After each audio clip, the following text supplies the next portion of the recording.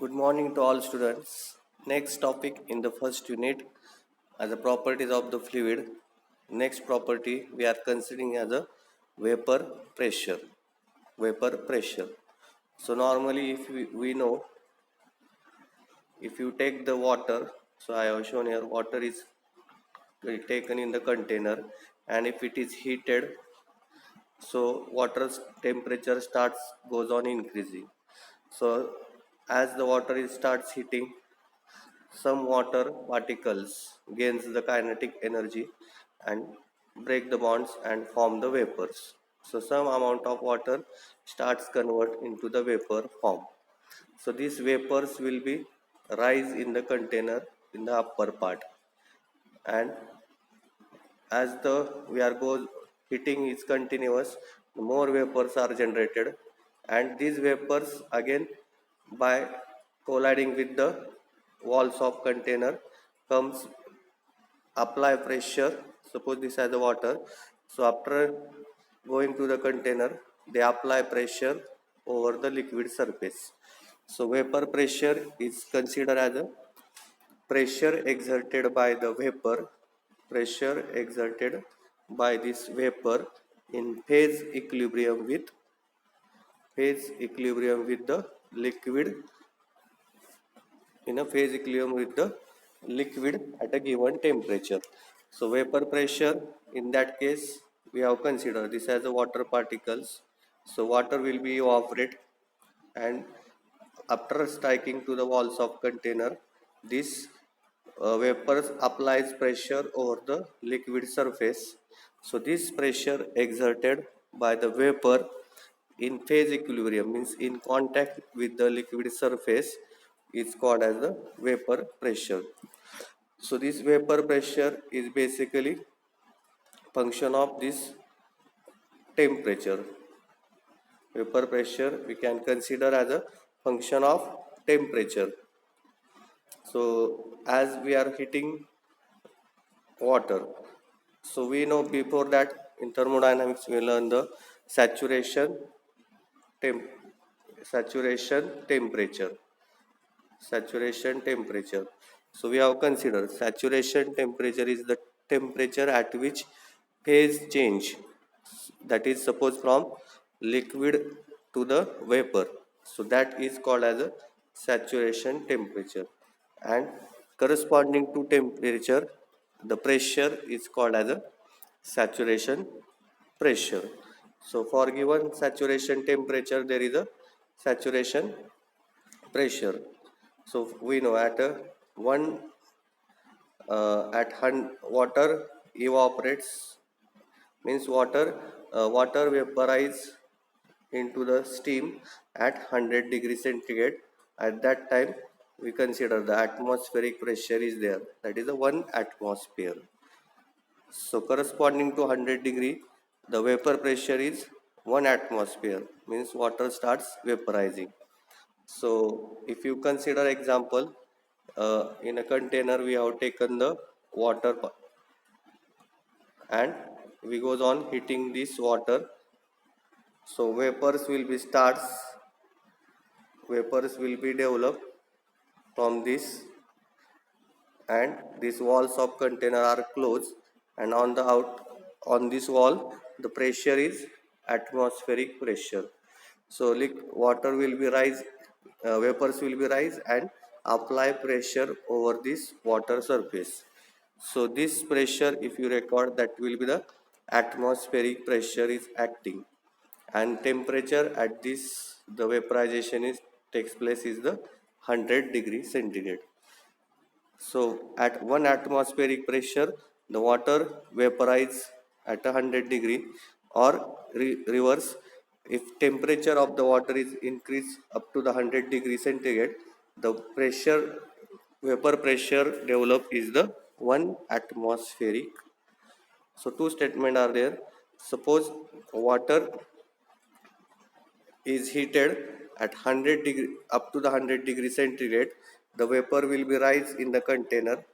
The vapor will be rise in this container and apply pressure over the liquid surface. So here we have shown this vapor applies the pressure over the water. So if you record this pressure, this will be the 1 atmospheric pressure. So at 100 degree, vapor pressure is 1 atmosphere. Now suppose we have assumed that the vapor, again we have considered water in the container. So again, suppose we consider this water is taken in a container, and now we assume that the pressure above this water is reduced by the certain means. Or if you take the uh, process of this heating at a higher altitude, suppose at the mountains or higher altitude levels, if you heat the water, or pressure above this water is, or outside pressure is less, so and we starts heating, the water will be vaporized at a very lower temperature. So suppose at a 70 degree, 60 degree, the water will be starts vaporizing, and this is because of the pressure is reduced, pressure above this is reduced, so water will be start boiling at a, or vaporizing at a lower pressure. So corresponding to this temperature, the vapor pressure will be lower. Means suppose at 20 degree centigrade, the vapor pressure of the water at 20 degree centigrade, if you consider, the vapor pressure is function of temperature. So at 20 degree centigrade, the vapor pressure of water is only 0.023 bar. So it is very less pressure than the 1 atmospheric pressure. So water will be vaporized at a, if the vacuum is maintained below atmospheric pressure, the water will be vaporized at a lower temperature. So we conclude from this as a, when uh, pressure is reduced below the vapor pressure, the water will be starts, or any liquid will be starts vaporizing. When pressure pressure when pressure is reduced below the vapor pressure, then liquid starts vaporizing. So this is the vapor pressure. So we can see here in same diagram, vapor pressure is the pressure exerted by a vapor in equilibrium with the liquid phase. So these are the vapor applies pressure over this liquid surface. So this vapor pressure is a increases with the increasing temperature, because at a higher temperatures more vapors will be formed, because of the these molecules have the strong molecular bond.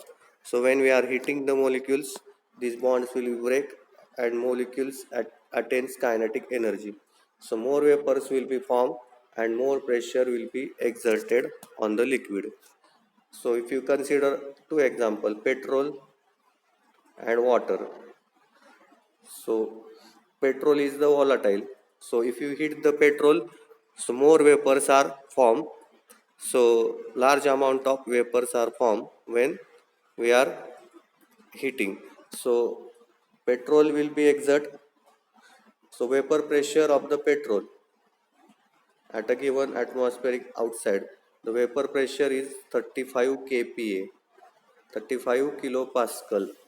The vapor pressure of the petrol is 35 kPa, and for, if you consider water, it is only up to the vapor pressure of the petrol is 35 kPa, and for water is up to 2.3 k. For water is only up to 2.3 kPa. Means this is because petrol is more volatile, so its vapors are formed in large quantity. If you consider in a two containers side by side, in one case petrol is there and in another water is taken. If you heat the at the same temperature, so more vapors of petrol more vapors of petrol will form and exerts more pressure on its liquid, as compared to that water vapors are formed slowly. So less pressure, that is 2.3 kPa is there only, and for petrol is up to 35 kilopascals. Means higher the volatile fluid, high will be the vapor pressure. So this graph shows the variation of vapor pressure with respect to the temperature. So we can see for a water, this blue line shows the vapor pressure of water. So at 100 degree, the vapor pressure is 100 degree centigrade temperature. The vapor pressure of water is 760 mm of Hg. 760 mm of Hg means the 1 atmospheric pressure. 760 mm of Hg is taken as a 1 bar, 1.0325 bar means atmospheric pressure. So vapor pressure at 100 degree centigrade is 760, that means atmospheric pressure. And if the vapor pressure is lower, the water will be starts boiling at a, suppose at 20 or 4, at 20 degree centigrade. If you consider the vapor pressure is very low, that is 0.023 bar. So that is very smaller value. So if at a higher altitudes, water will be boils at a very low temperature because of the, suppose at higher mountain, the atmospheric pressure at Everest, Mount Everest, the atmospheric pressure is near about 300 mm of Hg. So at that point, the boiling point of water is near about 70 degree. Means water boils at a uh, at a very low temperature at a 80, and if the in atmospheric pressure is 1 bar or 760 mm of Hg, water will be boiled at 100 degree centigrade.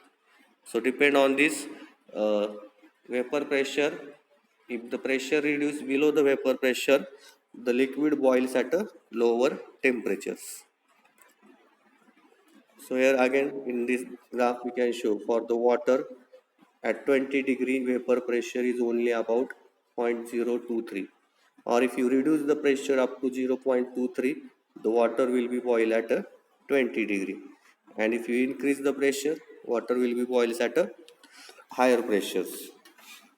So from this we can see as the butane or propane as a flammable gas. So in that case, the 997 point kPa at near about 20 degree means the propane vapors will be exert more pressure on the its liquid phase. So its pressure is very high. So this shows the boiling point of water at various location of the earth. So if you consider highest altitude of 29,000 feet above the sea level, so Mount Everest, at that time atmospheric pressure is very small, that is normal atmospheric pressure is 760 mm of Hg. 760 mm of Hg. So at high Mount Everest or at high altitude level, the air pressure goes on decreasing. So that is only 240. So at that time, water starts boiling at a very low temperature, that is 70 degree, and at normal sea level, that is 25, the near about pressure is 759, that is nearer to the 760, and water will be boiling at a 100 degree. So means if the vapor pressure is below the vapor pressure, then water will be boils at a lower temperature. So corresponding to this point is the cavitation. So cavitation means we are assuming, suppose water is flowing in this pipe, and at this side maybe there is a pressure is reduced because of the pump. If you locate pump on this side, this pump will take water through this suction pipe and delivers to the higher pressure. So here pressure will be dropped because of the suction created. So if the pressure at a given point is very lower, if the pressure is lower than if is lower than the vapor pressure, if the at a certain point, if the pressure is lower than the vapor pressure in this pipe, some of waters will be vaporized because of pressure falls below the vapor pressure. So vapor bubbles are formed in this region, vapor bubbles, and these bubbles will be carried along with the water.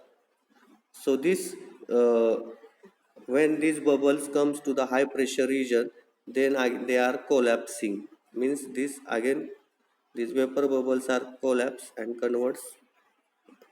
So at this, if these bubbles are carried to the uh, these blades of the motor, or if these are comes in contact with the surface of the pump, there may be the erosion, means material will be removed because of explode. These bubbles will be collapse, so that may cause the material that removal, that is erosion of the blades. So same things when the vapor pressure at a given point is reduced below the vapor pressure, the vapor bubbles are formed. This property is called as the cavitation. So cavitation means the if the pressure is reduced at a flow point below the vapor pressure, the bubbles are formed. Vapor bubbles are formed, and if the bubbles are carried to the high pressure region, they will be collapsed and may cause the erosion of the moving parts. So this is important in the design of the Pelton turbines or hydraulic machines, in that or pumps. Cavitation is important because at the suction side pressure is very low, and if the pressure is dropped at the suction of pump, if the pressure drops below the vapor pressure, there is a vapor bubbles are formed, that is called as a cavitation. So next topic we are considering as a compressibility and incompressibility. So we know air is compressed because we are using the air in the two-wheeler tires or four-wheeler tires. We are using the compressed air. Again, in number of industrial application, compressed air is used. Means we can see as a air can be compressed easily because of the larger molecule distance. Air or gases can be compressed, but it is for liquids we can see it is difficult to compress. So we have to consider the concept as a compressibility and incompressibility. So as like here diagram shows, force may be applied.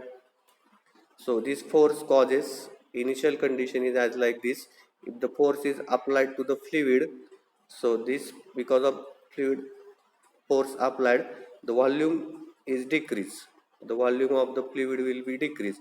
And if this force is removed, the volume is again, if the force is applied, means fluid is expanding, the volume is increased. So density is mass upon volume. So as volume decreases, density will be increased, and as volume, mass upon density is mass upon volume. So as volume increases, density will be decreased. So that is the compressibility, means if you compress, the volume goes on decreasing, and if you expand, means volume is then volume will be increased. So means fluids get contract when force is applied and expand when fluid is force is removed. So that means fluid act as a elastic solid that will be contract by force and expand by removal of the force. So this is referred as a so compressibility is analogous to the bulk modulus of the elasticity. So when fluid is heated, it will be expand. Fluid will be expand, and when fluid is cool, then it will be contract. So fluid will be contract when cool and expand on heating. Again, fluid will be compressed, fluid may be, volume may be reduced after compression, as like in this case, and by removal of the force or pressure is removed, the fluid will be expand, means volume increase. So means this term, this is the analogous to the modulus, Young modulus of elasticity, means when force is applied to a solid, its volume is reduced, and there is this applied force causes stress, volumetric stress, and there may be change in the volume of the solid. In that case, the compressibility is taken as a inversely proportional to bulk modulus of elasticity. So compressibility is taken as a inverse of bulk modulus. So bulk modulus is nothing but the compressive stress or volumetric stress upon volumetric strain. So suppose we have considered as the same, in the fluid is compressed in a piston, we can see as a piston cylinder arrangement suppose, and in this case we take the liquid or a fluid. So by when force is applied over this, because of apply force, the its volume will be now becomes less. So initial volume is high, so this change in volume is dV, and initial volume is V. So volumetric strain is change in volume per unit original volume, and stress is because of this force applied is change in the pressure. So this volume bulk modulus is compressive stress or volumetric stress, that is the dP upon dV by V. So here negative sign is used because after using the compressive stress there is a decrease in the volume. So dV by, in compression the volume is reduced, so negative sign is used. So this equation we can again write as a V dP by dV. Now compressibility is inversely proportional to this, so we can write uh, com- compressibility as a, compressibility equals to inverse to this as a uh, dV by dP. So from this, the fluid is compressible when there is a large change in the volume for a given pressure. If there is a large change in the volume for a given pressure, then fluid is compressible. But if the more force is required for a small change in the volume, then fluid can be considered as a incompressible. So that means if there is a large change in the volume for a given force applied, then fluid is compressible. As air, hydrogen, oxygen gases are easily compressible. But if there is a large, very small change in the volume for a given pressure applied, then fluids can be incompressible. So water, for example, or liquids are, there is a very small change in the volume for applied pressure force. So because of that, water or the liquids are considered as a uh, water or liquids are considered as a incompressible. So if you consider for water, for there is a 1% change in the volume of water, when uh, that time force required is 2010 bar or atmospheric pressure. So when means 2010 bar pressure is applied, there is a change in the volume of water is 1% only. So that means we can calculate the compressibility, or K we can find as a 210 upon 1% means 0.01, means uh, in that case we get 2000 to 2,10,000 atmospheric pressure. So means 21,000 atmospheric pressure. So means there is a very high force is required for 1% change in the volume of the water. So water or liquids are considered as a incompressible. So it is not easy to compress. Gases can be easily compressed. One more example, suppose compressibility of air is 101.32 in 101.32 Pascal for air, and for water compressibility is 2 for water compressibility is 2.7 into 10 raised to 4. This is the 1.0123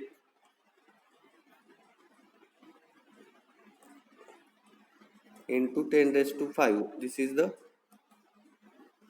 for compressibility of air is considered as 1.0132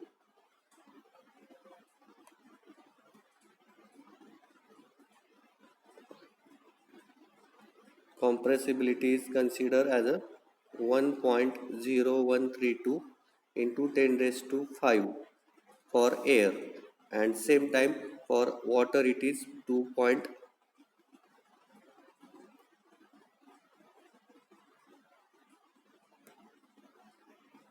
For water it is 2.07 10 raised to 9. So means compressibility of the water is very high as compared to the air. So means the liquids are considered as normally incompressibles and gases are compressible. So compressibility in that case, compressible fluids are mostly the gases are compressibles.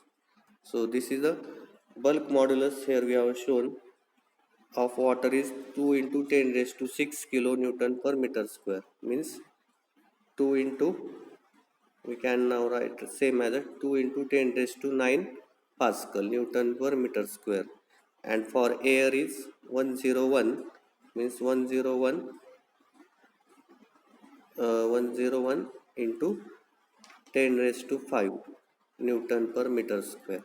So that means air is about 20,000 times more compressible than the water. So water is treated as a incompressible. So these are the three properties we have learned as a vapor pressure, cavitation, and the compressibilities. So these are we have covered important properties of the fluids. Thank you.